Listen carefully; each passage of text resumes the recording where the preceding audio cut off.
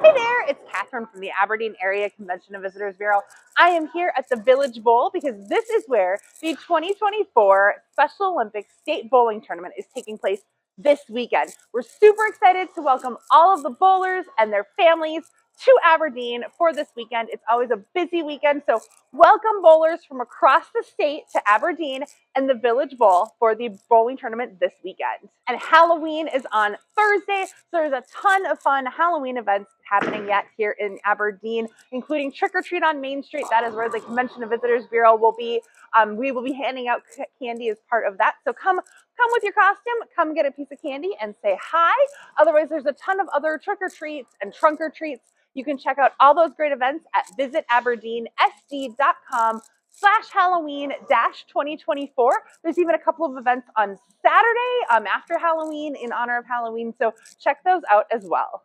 Aberdeen Wings are at home this weekend. They take on the Minnesota Mallards. Puck drops at 7:15 both Friday and Saturday night. There is live music with the Retrorockets on Friday night. That is at Hub City Station. It starts at 7 p.m. At Capitol Cinema this weekend is Lost on a Mountain in Maine. The show times are 7 p.m. Friday and Saturday and a 2 p.m. matinee on Sunday, and that is directed by South Dakota's own Andrew Keitlinger.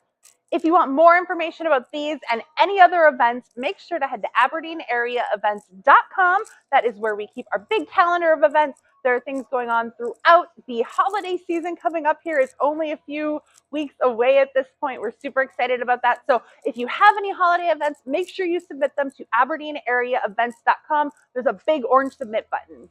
I've been Catherine from the Aberdeen Area Convention and Visitors Bureau. Let's go out there and have a spooky weekend, a spooky time on Thursday, right here in Aberdeen.